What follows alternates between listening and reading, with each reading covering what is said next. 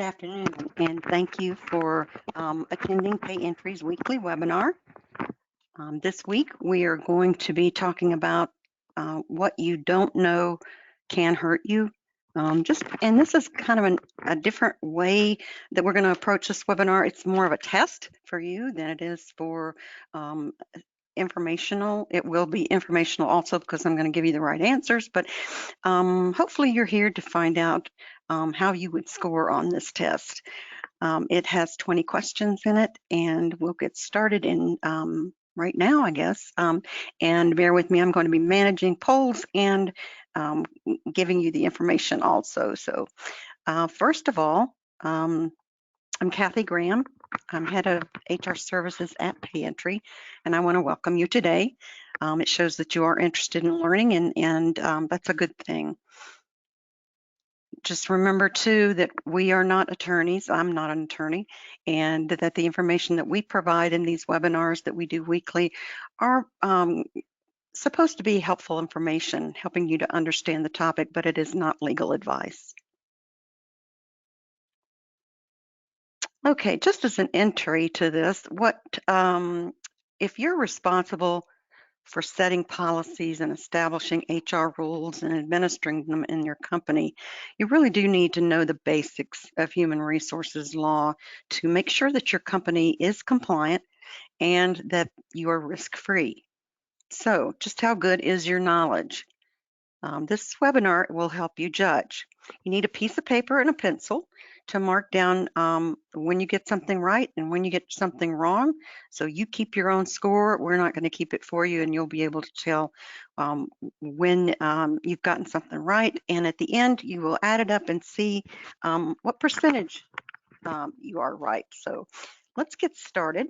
The first question is, which of the following posters is not required to be posted in your workplace? Is it the Employee Polygraph Protection Act? Is it the Fair Labor Standards Act? Is it HIPAA, or the Health Insurance Portability and Accountability Act? Or is it the Uniformed Services Employment and Reemployment Rights Act? So give you a minute, and we're going to go to, hopefully you can see this on your screen. Which of the following posters? Just check the one that is not required to be posted in your workplace. I'll give you just a few minutes.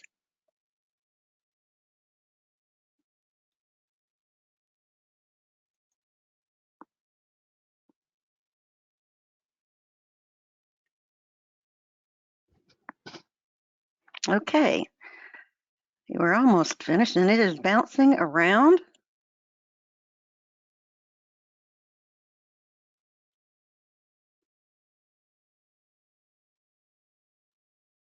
I'll give you just another second, because it's still moving about just a little bit. Somebody's changing their mind, I think. Okay, the answer to this one is HIPAA, the Health Insurance Portability and Accountability Act. About 22% of you said that that was a poster that did not need to be posted. The majority of you went with the Polygraph Protection Act and the Uniform Services Act. So nobody, thank goodness, put the Fair Labor Standards Act, and that's a good thing. Okay, let's go to the next one.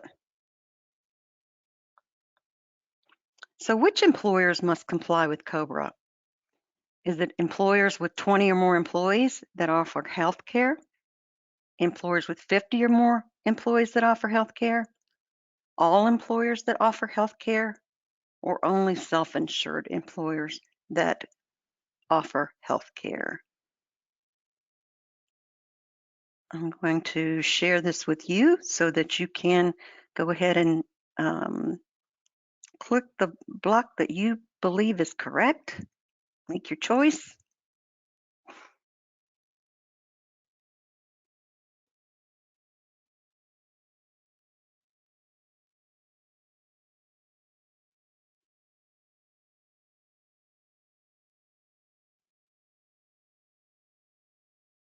Okay, majority of you have voted, and the majority of you are correct. 58% of you said employers with 20 plus employees, and that is the correct answer. Um, a third of you said all employers, and in some cases you might be right. Um, there's a potential for you to be bound by some form of state COBRA, but it would not be the federal COBRA laws. A lot of states have mini COBRA laws. So if you had under 20 employees and you offered health care, you would have to offer health insurance under your mini COBRA law in the state, but it would not be the federal COBRA. So just remember that. And if you're not sure if your state has a mini COBRA law, just email me afterwards and I'll look it up for you.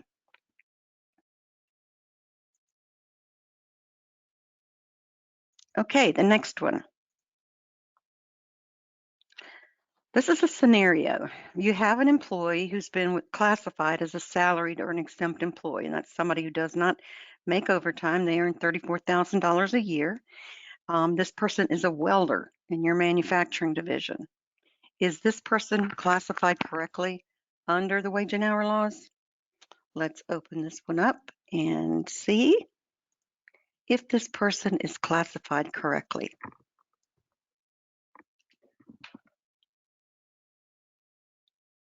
You guys are starting out pretty strong here.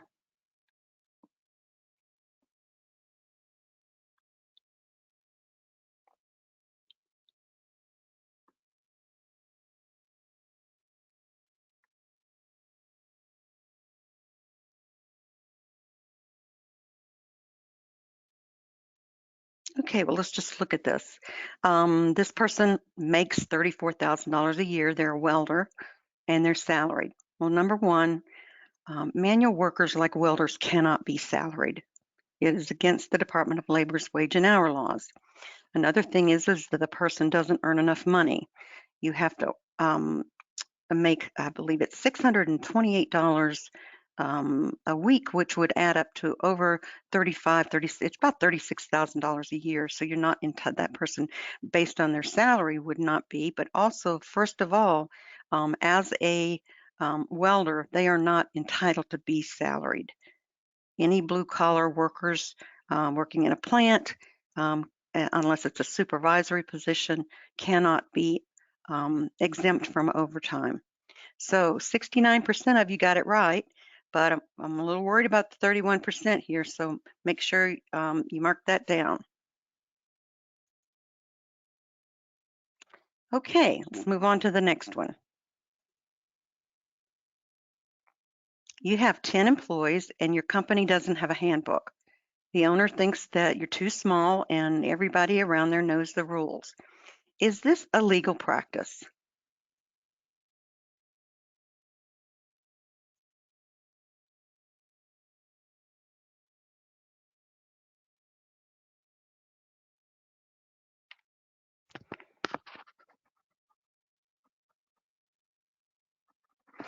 This is very interesting, the way that the vote is running. We'll give it just another second. I think we've got most people in. Okay, 32% of you said this is legal. You don't have to have a handbook. 70% of you said it's not legal. Sorry guys, you do not have to have an employee handbook under the law. However, it's not a very smart thing not to have a handbook, even if you only have 10 people, because you have rules and things that you need to um, have happen at work, like clocking in on time and when you can take time off and how you get that time off. So to put it all in one place so that everybody knows the rules, even with a group as small as 10 people, is important. But you do not, under the law, have to have an employee handbook.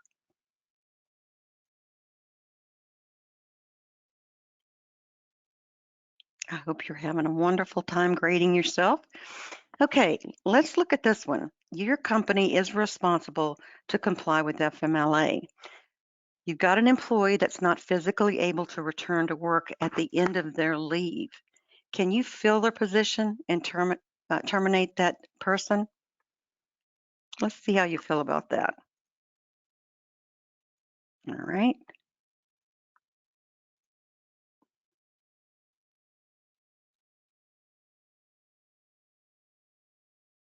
Oh, you're voting really quickly this time. Everybody's got an opinion about this one.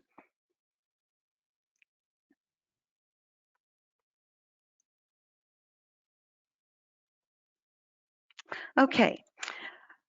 The answer to this is that no, you should not terminate their terminate them at the end of that, depending upon what's going on. And so maybe I should have had an it depends area because generally not. What you would need to do is stop and look at the situation. If this is a person who has cancer or some sort of a disability where an additional period of leave at the end of that FMLA leave um, might be eligible under the Americans with Disabilities Act as an accommodation for that disability. So if the person has a disability, needs 2 to 4 more weeks, let's just say, and then they can come back to work, you would need to be extending that leave to them as an accommodation under ADA. Now, if this is a person that's pregnant, so some of you said yes, if this is a person, let's just say she's pregnant, she's physically able to return to, I'm sorry, she's not physically able to return to work at the end of their leave. There must still be some sort of a disability in place, but that disability would trigger an ADA accommodation requirement. So I think the key word here is that the person is not physically able to return to work at the end of their leave. That would mean you could not terminate them on that date.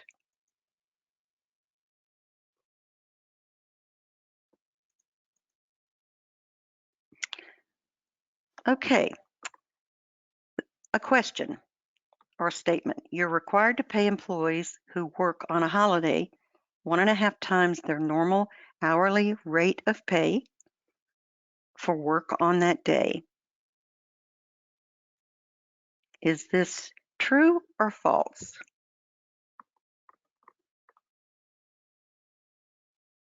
I know all of you are going to get this right. Oops.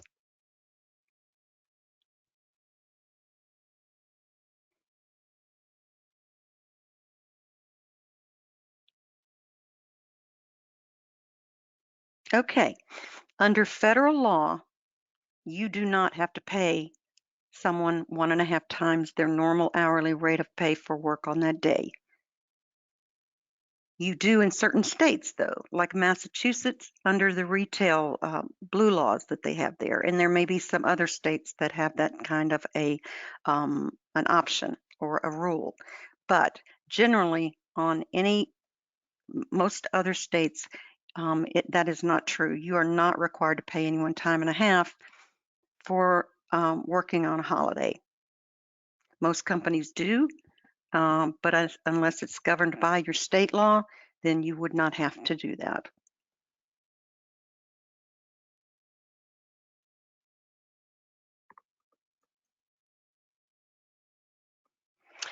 Okay, which of the following can you not ask in an interview?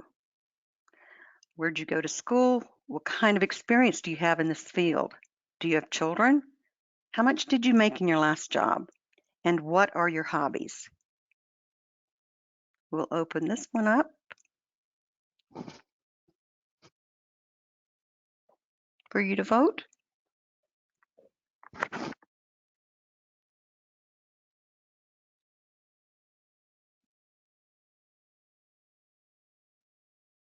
Oh, strong response this time. Okay, you guys are all correct. Um, and one of you had a second guess yourself. It is, do you have children? Because that has indications for female applicants that it might not have for male applicants. The other one that in certain states you can't ask is how much did you make in your last job? So if your state has that rule or that law, then you would not be able to. But generally, the question here would be, do you have children? And the next one is if you how much did you make in your last job if you're in certain states that don't allow you to ask that anymore.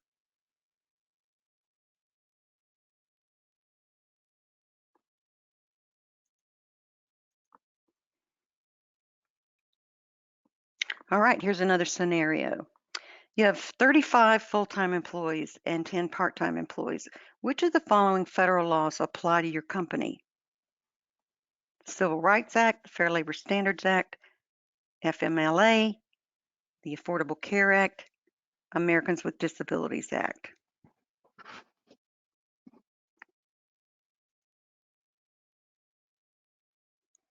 Okay, let's see. Which of these does not, I'm sorry, which of these, I've got this worded wrong. Which of the following federal laws do not apply to your company? Let's put it that way. I know I've thoroughly confused you now, but which ones don't apply to your company? And you guys are correct, even though I've confused you thoroughly. All right, it is the Family Medical Leave Act, because you have to have 50 employees within a 50-mile radius, and the Affordable Care Act, same thing. You have to have 50 employees, period, in order to do that. So it goes to the 50 employee limit, and you only have 35 full-time employees. And once you count your full-time equivalents, you may have 40 employees, but that's it. So the Civil Rights Act, the Fair Labor Standards Act, and the American with Disabilities Act do apply to you as a 35-person company or 45-person company. Great, you did great.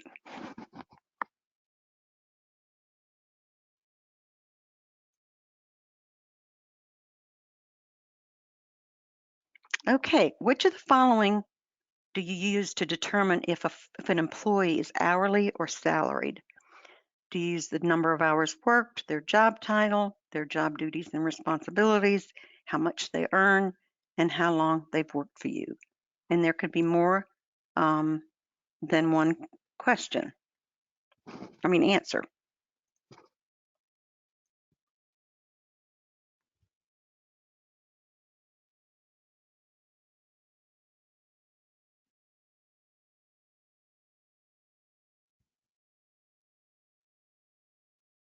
And I'm hoping it lets you pick two. If it doesn't and you pick one of them, I'm going to assume you know the other part of it too.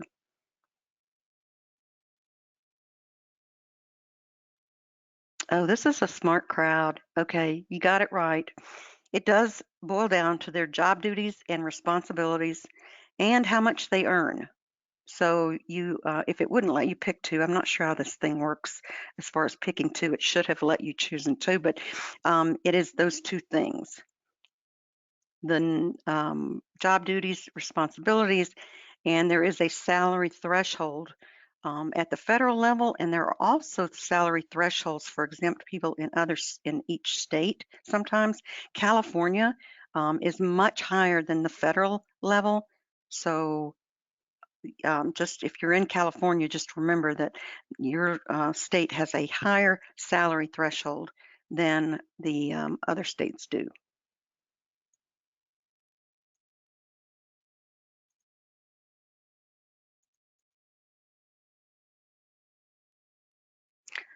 Okay, there's one answer on this one. Which of the following should not be stored in an employee's personnel file? You've got the application for employment references, I-9 form, attendance records, or performance appraisals. Which one of those 6 items should not be in your employee's file?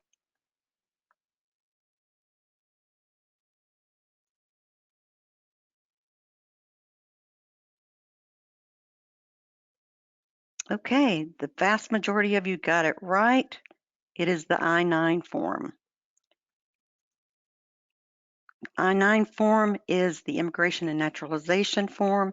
Specifically, if you are audited by the Immigration or INS or Department of Homeland Security, you do not want them in your personnel files. and because that could trigger a Department of Labor audit if they see anything else that they think someone should be looking at. I-9 forms should always be kept in a separate folder away from the personnel files. That way you can just pull out one folder if there's an audit and hand it to the person that's auditing you and not worry about them being aware of everything else that is in your files. So one of the things about these agencies when they do come in, one has a tendency to notice things for other departments and call them in. So you do not want a Department of Homeland Security person in auditing and finding something on the wage and hour side that they think should be looked at. Okay, federal law requires that employers pay sick time for full-time employees. Is this true or false?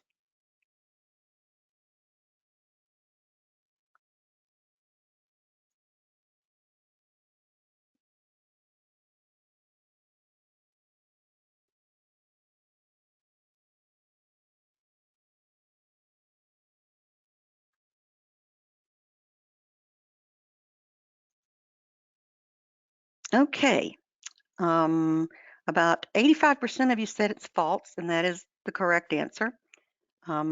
There are COVID laws right now that require, I'm sorry, there used to be COVID laws that required you to pay employees for being out sick for COVID, but those are gone.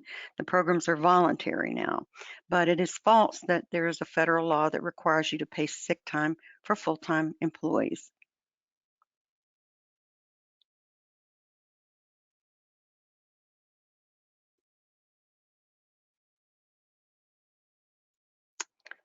Here's another statement. Companies are required to offer paid leave to an employee who wants to get a COVID vaccination. Is this true or false?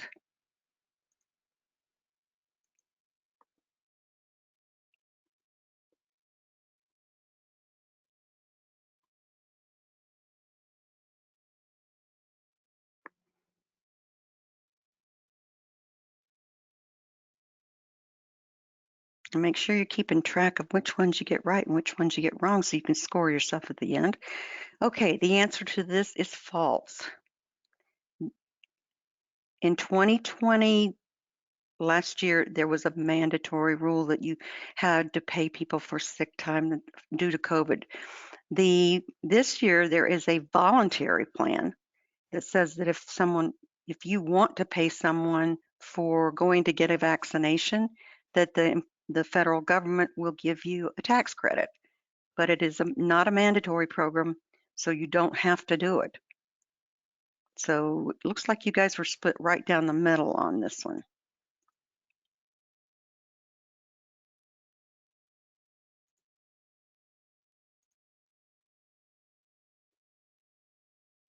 And I-9 forms must be completed within 30 days of their hire date. Is that true or false? Let me just share this with you so you can vote.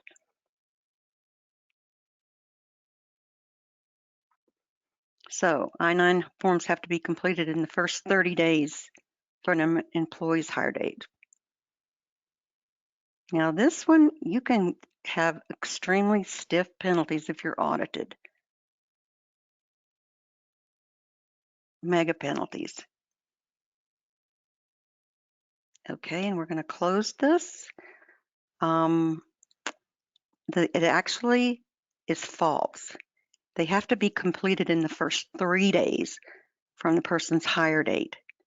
So go back and check your I-9s and make sure that you're getting them in the first 3 days, because if you're audited, you will face significant penalties for not having them in within that 3-day time frame.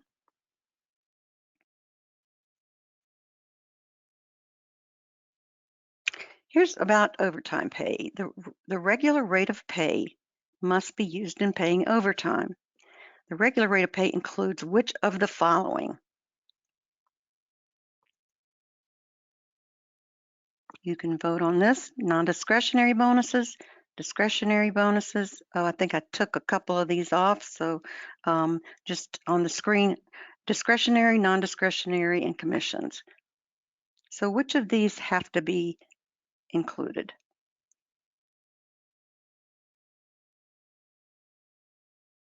It would be, and I'm sorry if I'm confusing you or this thing won't let you pick two, um, but there are two. It is the non-discretionary bonuses and the commissions. So you guys did pretty good on this one.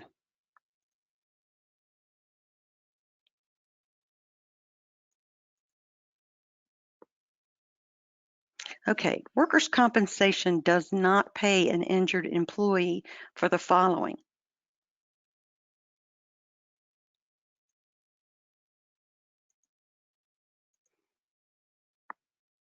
lost wages, health insurance premiums, medical bills. So what does workers' comp not pay for?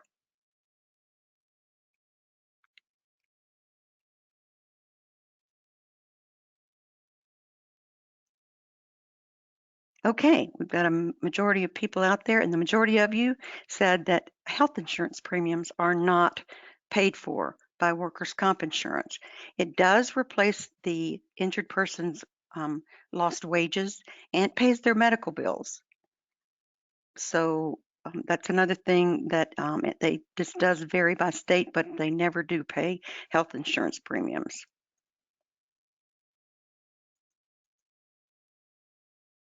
All right. Employers with more than 50 full-time employees are required to file reports annually with the IRS under the Affordable Care Act showing health care has been offered to employees. Is that true or false?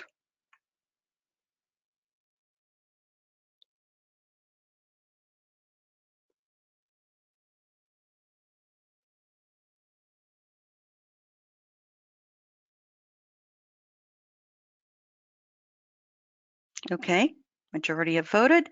Actually, 80% of you said that this is true, and you're right.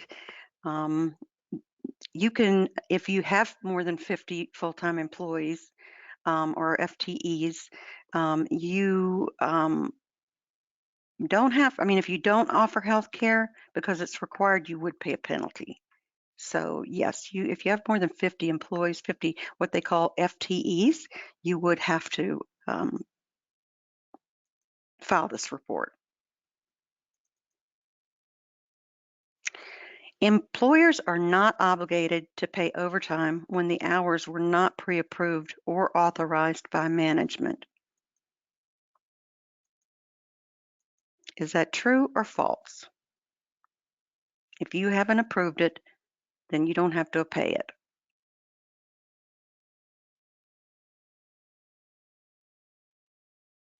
And I promise you, I don't know who's responding to what, how you're voting, so I'm not tracking your scores, I promise. Okay, we've got majority of people have voted. Um, let's just say that 65% of you got it right. This is false.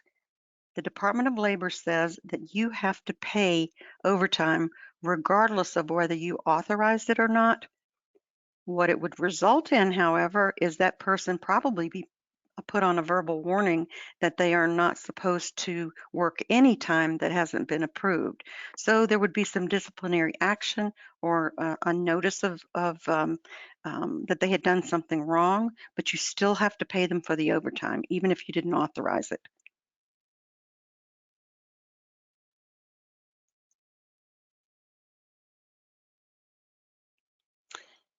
This one is a scenario. It's okay to let an employee take time off later on for working overtime. Let's just see here. True or false?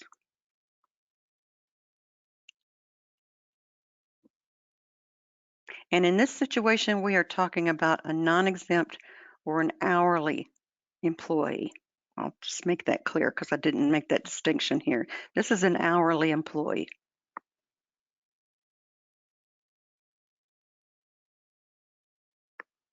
Okay, the answer is false.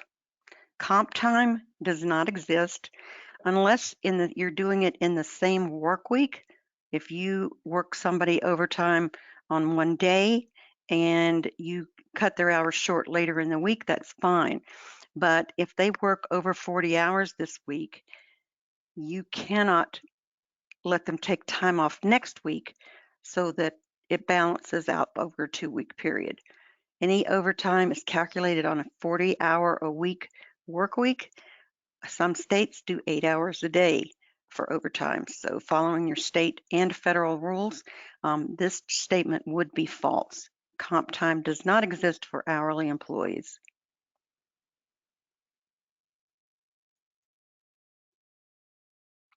Okay, the Fair Labor Standards Act supersedes state and local overtime laws. Is this true or false?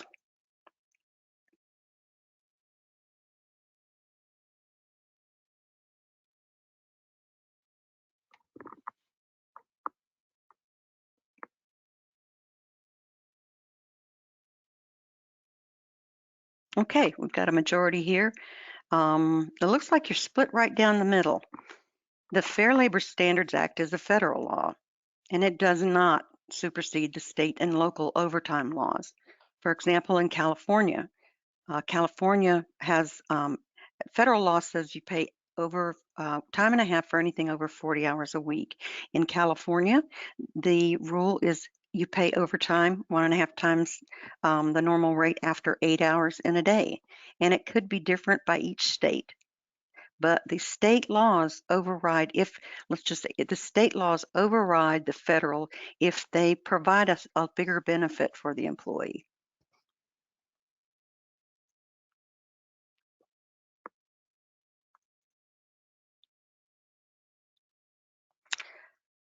Here's a question that I get a lot. You can hold an employee's final pay until they turn in all equipment and uniforms in their possession. Is this true or false?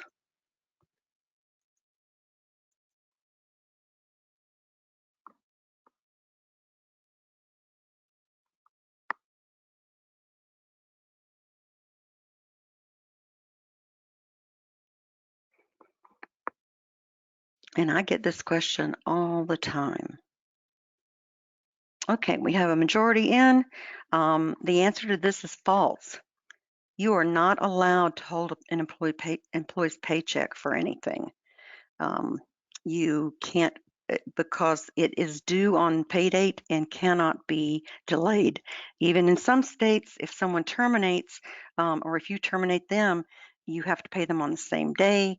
But you can never hold an employee's final pay until they turn in equipment and uniforms. That is against federal and state laws.